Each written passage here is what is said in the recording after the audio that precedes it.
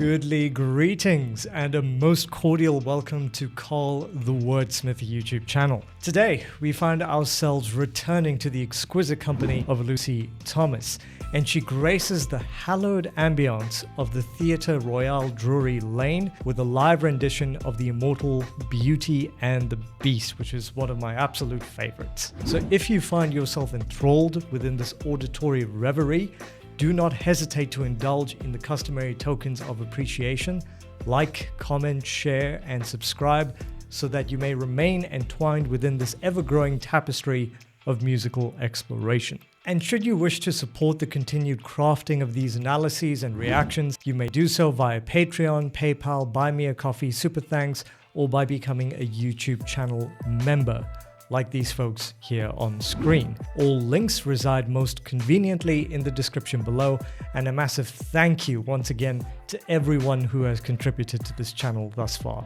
You have my eternal gratitude. Now, without further bloody ado, let's dive straight into it, shall we?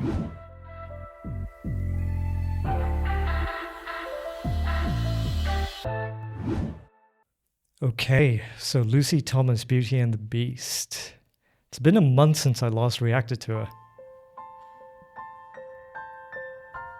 Oh, she looks lovely. And she looks so happy. I love that for her.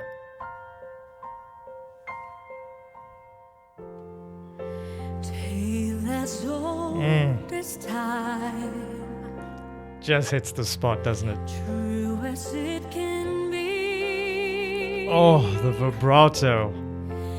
Barely even friends, then somebody begs unexpectedly. Textbook. Just a little change. Small to say the least, both a little scared, neither one prepared. Beauty and the Beast. It's just, I can't even begin to describe how good she is at everything that she sings. But I'm gonna have a go. I'm making a sort of curious and rather enchanting exercise of imagining a textbook vocalist, an almost anatomical ideal of singing craft, where every parameter of artistry is refined, measured, and then elevated to its most luminous extreme. It becomes increasingly difficult not to find oneself circling almost inevitably around someone like Lucy Thomas, because her interpretation of Beauty and the Beast, there exists a kind of vocal plenitude that feels both meticulously engineered and instinctively, almost preternaturally human. Her tone is so pure yet never sterile, carrying that rare glass-polished clarity that still seems to breathe. Her intonation is so immaculately placed, it borders on the architectural. Her vibrato arrives not as an affectation, but as a natural oscillation of emotional truth. Even her breath control, often the invisible scaffolding upon which great singers quietly depend, that just feels like an unbroken thread of silk spun with unhurried precision through each phrase. And yet, what renders this performance truly beguiling is not merely technical mastery, though one could happily catalogue her registerical dexterity and dynamic control as though inspecting a virtuoso instrument of rare provenance. It is rather, though, the way all these elements appear to dissolve into something more ineffable, a sense of storytelling, sincerity, of melodic intelligence married to emotional candor. I can hear, not effort, but ease, not construction, but inevitability. In Lucy Thomas's technique, it doesn't announce itself. It simply serves unobtrusively and magnificently the song's romantic and almost folkloric yearning. The result is a performance that feels less like observation and more like immersion, as though we as the listeners have stepped momentarily into a refined, rendered dream where vocal perfection is not an abstraction, but a living, breathing presence. That's how good she is. All right, let's continue onwards. Already just goosebumps. She's so good. She's unbelievable.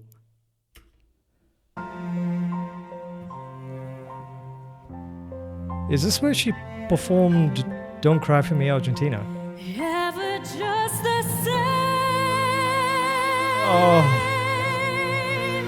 Ever a surprise. Yes, Lucy. Ever as before. And ever just as sure as a sunrise. As old as time. It's just such beautiful vocal work. As old as soul. I love her vibrato. Bittersweet and strange, finding you catch Oh, falsetto, hello. learning you were wrong. Certain as the sun, rising in the east, tale as old as time, song as old as rhyme, beauty and the beast, tale as old as time, song as old as rhyme, beauty and the beast.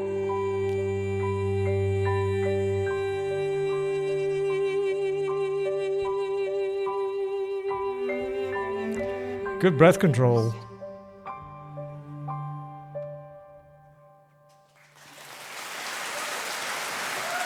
Thank you.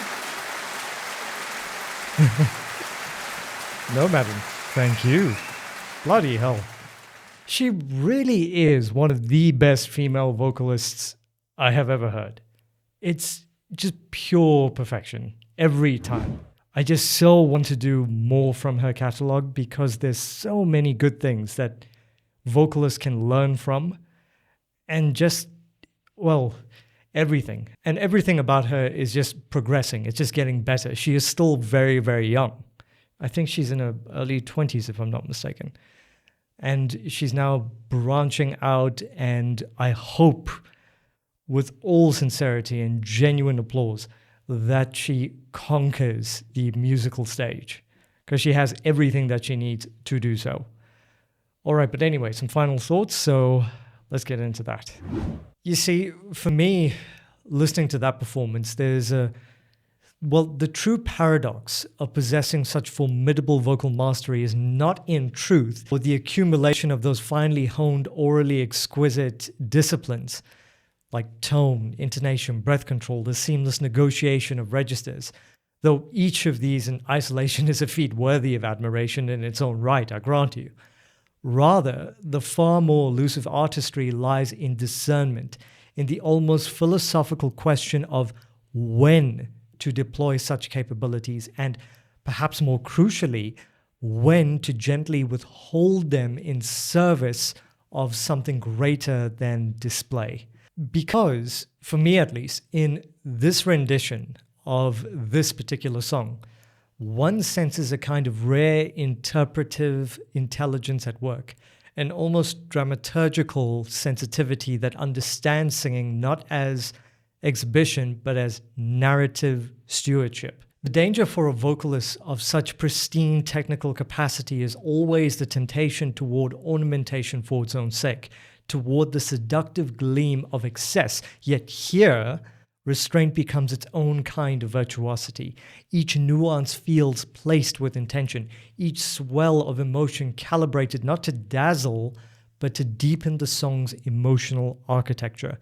And that is what she does so well. So for me, again, this performance transcends mere demonstration and becomes something far more meaningful, a dialogue between skill and story, between what can be done and what should be done. It is in that invisible decision making, the quiet editorial intelligence behind every phrase, that her artistry most profoundly reveals itself, allowing the music not simply to shine, but to breathe, to speak, and ultimately to resonate beyond the confines of technique alone. This is why I love her singing, I love who she is, and I love the artistic choices that she makes. And so, dear companions of sound and sentiment, we draw gently to the close of this enchanting encounter with Lucy Thomas and her luminous interpretation of Beauty and the Beast. Once again, that was at the Theatre Royal on Drury Lane. Believe the Muffin Man lives there. If this performance has stirred even the faintest quiver within your emotional palate, I encourage you to linger a little longer with us. Like, comment with your reflections, share this moment of artistry with kindred souls, and please do subscribe to Call the Wordsmith for further voyages. I'm on the road to 100,000. This voyage is through the vast and variegated seas of music and meaning. Should you feel inclined to support the continued cultivation of these analyses and creative explorations, you may do so via Patreon, PayPal, Super Thanks, Buy Me a Coffee, or by becoming a channel member. All of the links are waiting for you in the description below. Until next time, ladies and gentlemen, do be kind, do be gentle, do be respectful to one another, and help each other out when you can. And I'll see you lot in the next video. Take care. Cheers.